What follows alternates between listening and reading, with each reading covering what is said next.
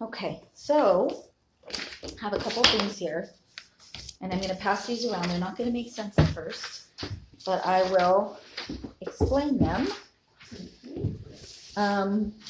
So it'll probably be a little confusing initially when you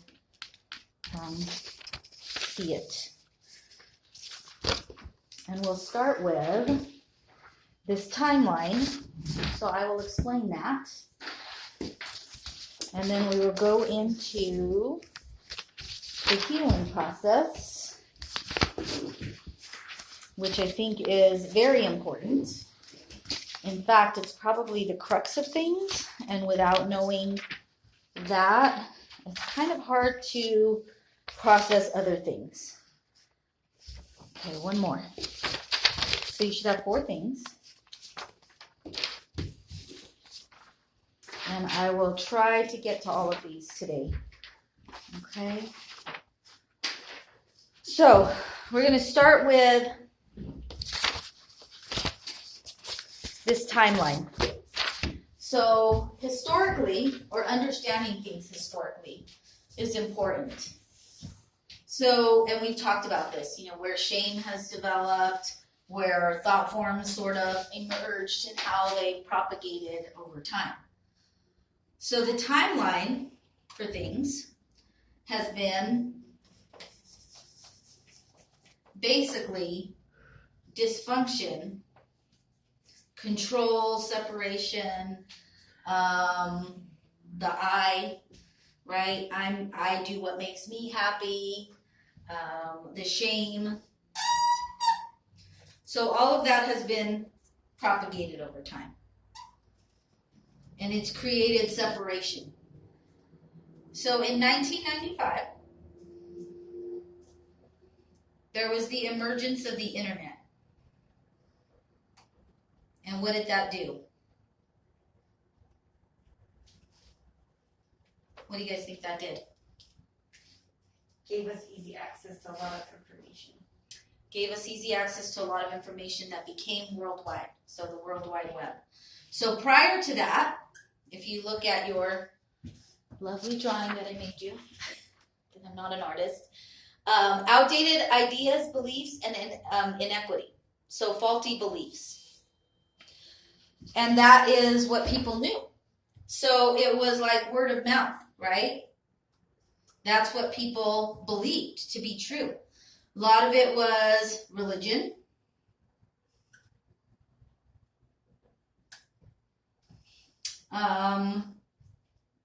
Keeping secrets within families.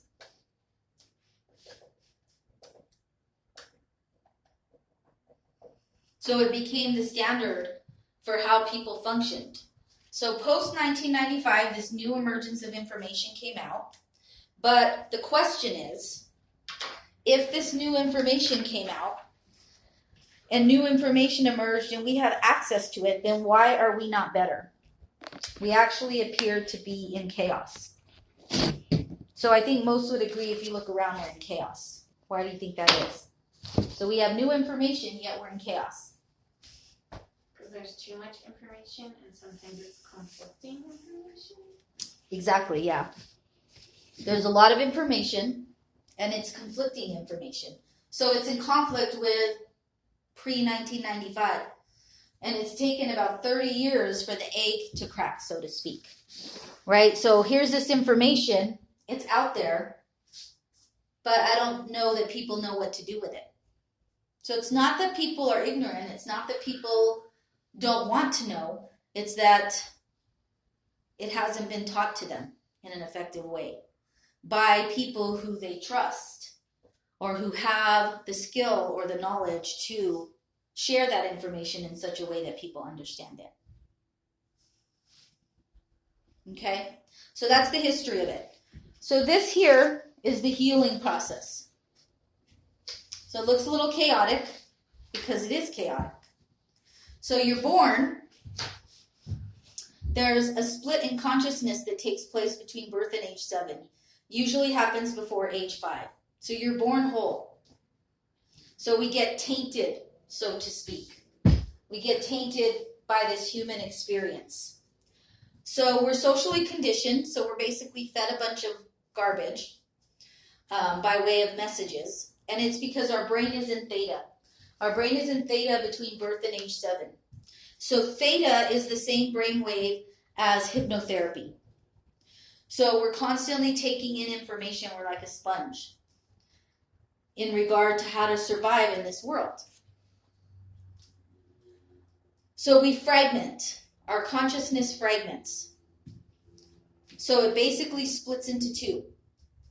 So your authentic self, right? You're born as your authentic self. So it's like a pure soul essence, right? And then you have certain experiences between birth through age 7, and then you fragment off. And you become your ego and your authentic self. So your authentic self is still there, it never went anywhere. But you split off and you become your ego, and then your ego starts to run the show. And the reason your ego starts to run the show is because that's what's acceptable. That's what's acceptable in our culture. So our ego says you need to be nice, you need to be pretty, you need to be sweet, you need to be calm, you don't question things, you go with the flow, whatever the flow is, whoever runs the flow. You need to stay in your seat at school, and you just need to be a nice little girl, or you need to be a certain way as a male. So that goes for both genders, right? And that's all our ego, because our authentic self doesn't know anything about that. Our authentic self doesn't know anything about being nice. Our authentic self doesn't know anything about being pretty. Our authentic self doesn't know anything about hiding your feelings. Our authentic self doesn't know anything about being sweet. Our authentic self doesn't know anything about being calm or having titles. It doesn't know anything about that. Those are all things that are imposed on us. So we fragment. And then we start to live our lives from this place. And then we have experiences. So we start to have experiences. Some of them might feel okay. But then many start to feel very uncomfortable. Many of those experiences start to feel very uncomfortable. And if we are not aware that this happened, which most people are not aware that that happened, they just assume that that's life. And then they start to struggle with depression and anxiety and all of these other things, or even health issues. And they think that it's fate, but nothing is fate. They think, oh, this just runs in my family. Everyone in my family has had depression. Everyone in my family has anxiety. Everyone in my family has cancer, or whatever the issue is. None of those things are our authentic self. They're simply a product of us living in our ego, which is foreign to our authentic self. So because it's foreign to our authentic self, then there's like an agitation. It becomes a struggle. It becomes kind of a war, an internal struggle. So triggers are the language that we have to pay attention to. So it's not words, even though I love words. But triggers are the language. And they're an uncomfortable language. We don't like them. And we think that they're bad. But they're not. They're not bad. So triggers are information. Triggers are the language to healing. So every time we get triggered, we have an opportunity.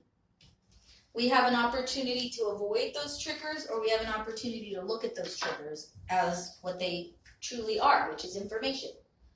So if we're able to look at those triggers and take it in as information, then we can start on the path toward wholeness, which I refer to as integration and merging.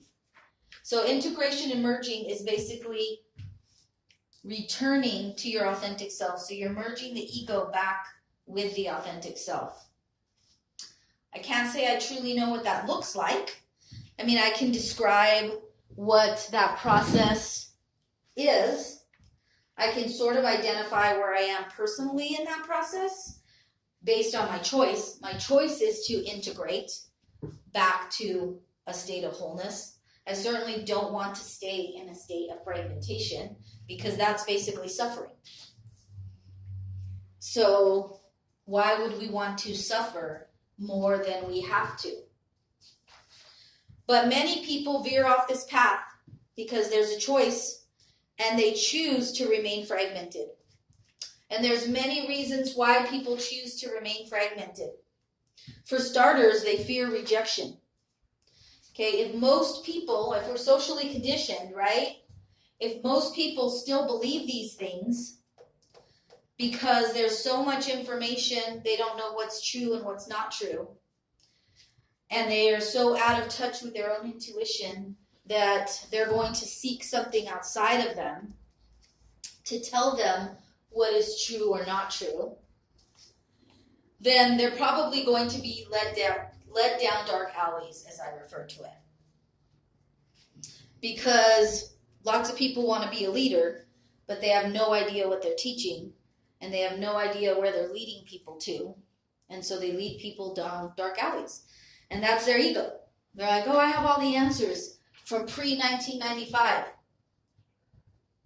And they must be correct because people are reinforcing that. And I tell people, don't be disillusioned by what people reinforce. Just because everybody likes something on Facebook doesn't mean that it's correct. In fact, it could be quite the contrary. It could be quite incorrect. It could be a very dark alley. Because many, many people split off and remain fragmented. That's why they have a victim mentality. That's why they pretend they're perfect. That's why they have toxic pride. That's why they believe no response is a response. That's why they believe you have to be nice, pretty, sweet, and calm. Because they're in their ego. And that's how they've learned to survive in the world. So they're going to cling to that. I actually had somebody start to cry in my office when I showed them this. And I said, it was an adolescent female, and I said, why are you crying? Please explain that to me. And she said, because I don't see a path for me to become whole again. And I said, but there is a path. And I'm showing you what that path is. And she said, that path seems very, very difficult. She's like, my family's not going to accept that. They probably won't if they're fragmented, which most people are. It's cognitive dissonance, right? If you're fragmented and you believe, that's why many older people are stuck in their ways. If you believe that what you've been taught is true, imagine having to confront those thoughts and to actually say, to be vulnerable enough to say, I don't think anything I was raised with is true. Do you think a 75-year-old or an 80-year-old person is apt to do that? Probably not. They're probably not apt to do that. And they're probably not apt to do that because it's too big for them. That's a huge cloud of cognitive dissonance where to admit that everything that you taught your children, your grandchildren, that you were taught, and that everybody before you was taught was incorrect, that's a pretty big pill to swallow. But the truth is it was incorrect. And so it has to change, and here was the opportunity for it to change, 1995. That was the opportunity for it to change. And so some people are heeding that opportunity, and they're saying, okay, I do want to change, but I know that that's going to come with rejection. I know that that's going to come with abandonment. I know that I'm probably going to be the scapegoat because people are not going to like what I have to say. And I put the question on here, peer pressure from society, or will you follow your own heart? Are you strong enough, and can you handle the pressure? Because it is pressure. So it's peer pressure to revert back to that social conditioning. So how do we integrate? So that's the third handout that I have here.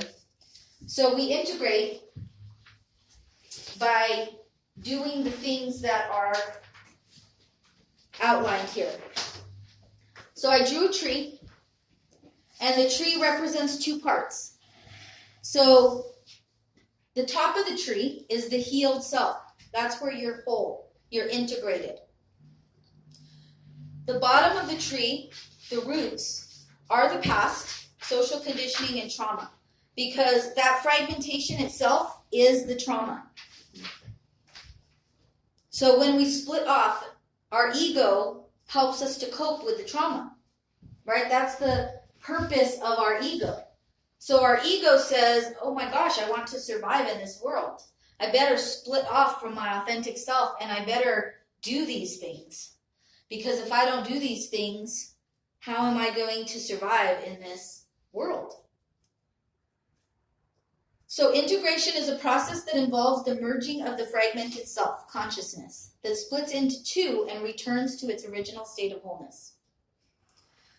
So people will say things like, the past is the past. Don't look that way. You're not going that way. Don't look back. But that's actually, again, being led down a dark alley. Because you have to look at the past. That's the key to your healing, the past. You have to, first, understand that you became fragmented. Most people don't know that or don't understand that. So you got fragmented in the past. You are not going to consciously remember an incident that caused that fragmentation because you don't have any clear memory of things that happened before the age of 5 or 6. But we know that it happens, and you don't necessarily have to have a memory. It's just the awareness itself. It's just the awareness that something happened. Doesn't mean that people's parents were horrible. It doesn't mean that we're blaming people's parents. They were also a product of this same culture. Now, that doesn't mean that we want to enable them and keep them stuck there. I believe that people are capable of learning at any age, but chances are they have a fixed mindset.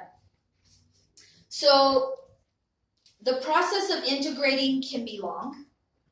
It's not something that happens overnight. It's not like, oh, okay, I'm aware that I have an ego now and that I split off into two and I have a desire to integrate and therefore I'm integrated. No, it's a process that can be lengthy. It's a process that can be painful. It's a process that can be lonely. It's a process that can be isolating. Some of those things might be necessary. They probably are necessary. So you have to be vulnerable. You have to be willing to do shadow work. And I'll talk more about that. You have to feel your feelings and identify them. You have to express. You have to feel pain. You can't run from that and pretend that you're strong, because that's part of the pre-1995 way. You have to purge. You have to be willing to hear truth, and you have to have a voice. All of those things in and of themselves is like a class. So I go over all of those things separately because this is kind of just an overview. Because each one involves a lot. Purging in itself is a big topic. Voice and truth are a big topic. Feeling your feelings and identifying. So again, they require skills. We have to teach people these things. They don't innately know how to do these things. So today's class is about awareness. It's about being aware of what happens to us so that we can correct it if we choose to. So returning to a state of wholeness where you are your authentic self again can take time and patience and self-compassion because it is such a process.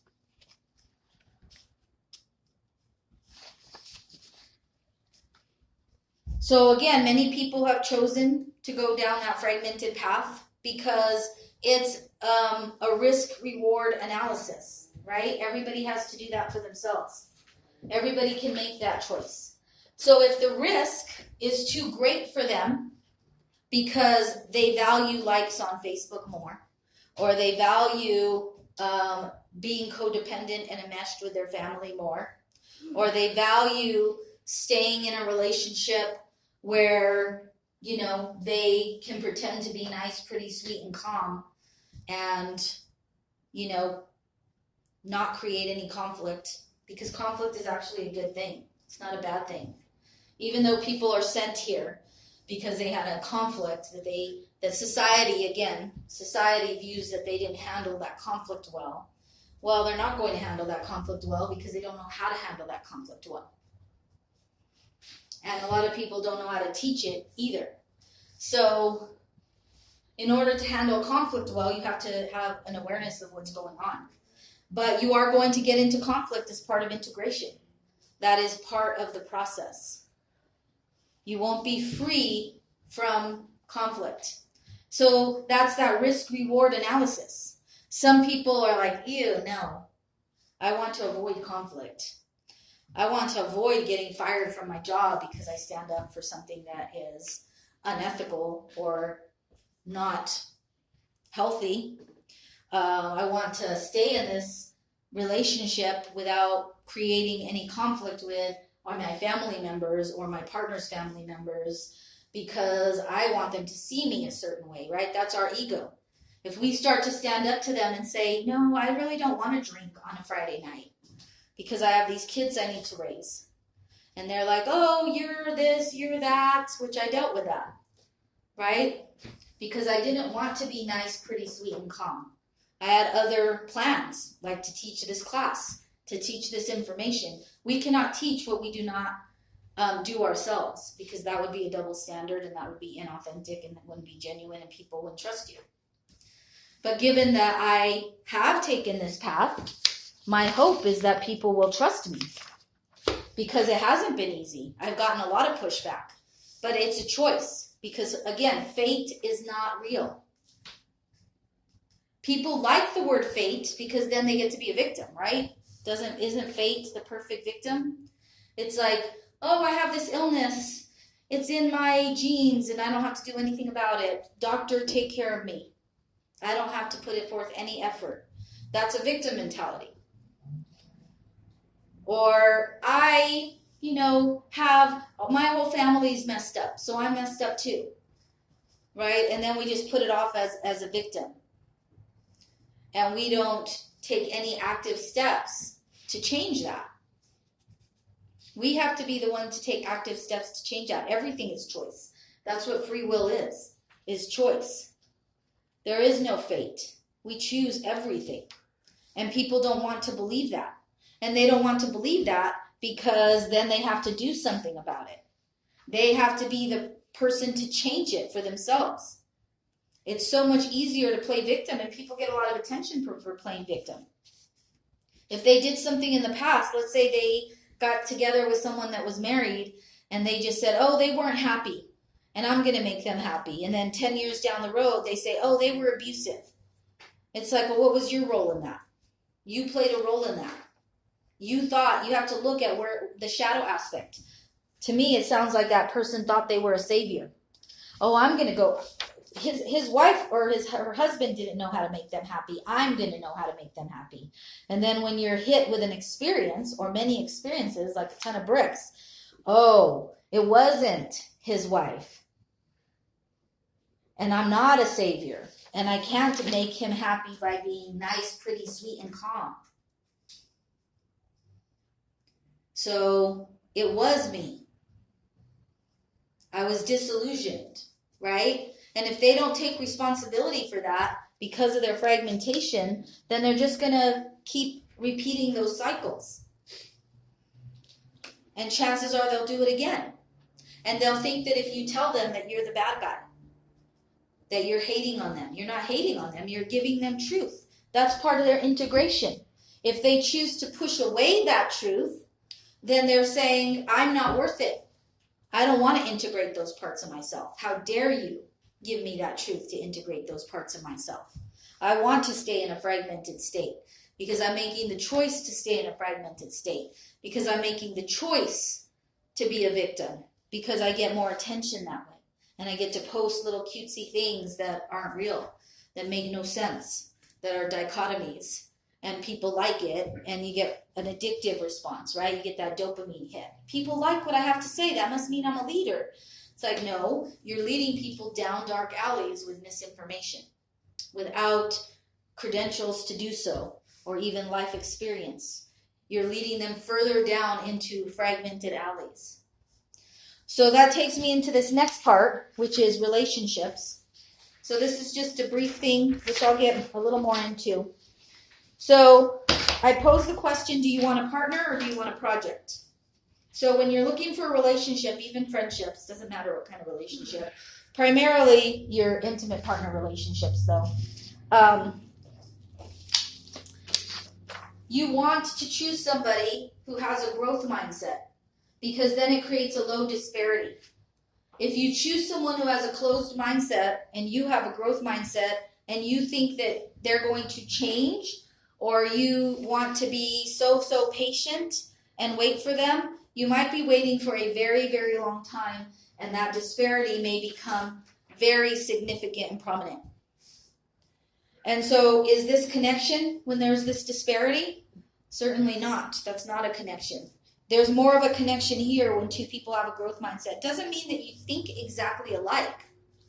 It means that you're both willing to grow and change and evolve, which means you're both willing at some level to return to a state of wholeness. If one person veers off the path and goes down into those dark alleys of fragmentation, further fragmentation and bigger ego, and another person wants to move towards wholeness, is that going to work? Are you building a connection? No, you're not building a connection. It won't work. And you can push and pull and be as calm and nice and sweet and pretty as you want to be, and you're not going to force someone to move into wholeness if they don't want to. And all you're going to create is a bigger disparity between you and them. Because once you choose to move into wholeness, you're never going to go back. So by hearing this, you're never going to be able to go down further dark alleys. And the reason is because it's already in your consciousness now. It's in your awareness. And so if you choose to do that, in the back of your mind, you're always going to know that you're making that choice. And you're going to feel pretty unsettled about it because it's no longer unconscious. It's now conscious. So relationships are built. They're not found. So a lot of times, and again, this is part of that ego stuff. This is part of the pre-1995. This is part of the down dark alleys. People love to reinforce the new relationship, right? Oh, you're in a new relationship. So people change relationships to avoid changing themselves, for starters. Doesn't matter what relationship you're in. It's about your own growth. If that person leaves that relationship and they are fragmented and they believe that they're a victim, they're just going to attract the same thing again. And they're going to say things like, I finally found love. But a more mature approach is, I'm building something. People don't know how to do this. They don't have the skills because they have not been taught. Okay, so in this picture, I drew two people. Right? These are the ingredients: time, experiences, and growth. So yes, time, as we know of it, does matter because it takes time to grow, right? It takes time to integrate. So people who both have a growth mindset choose to stay together and work on things. Time matters. So when they've been together for a long time, they have had a lot of experiences together. And they choose to grow from those experiences rather than avoid those experiences. So they are building something, and what they are building has significance. It matters. So they will be bothered by the thought of that being torn down. However, and sometimes our ego will say, can this be torn down? The truth is it can't. Because if two people have worked on something and they both have a growth mindset, the likelihood of somebody that's fragmented coming to tear that down would be low or improbable. So things are built, they're not found. I mean, you do find a partner, but what you do with that partner in terms of growing, versus continuing the fragmentation becomes your choice. So I'm going to show you guys a video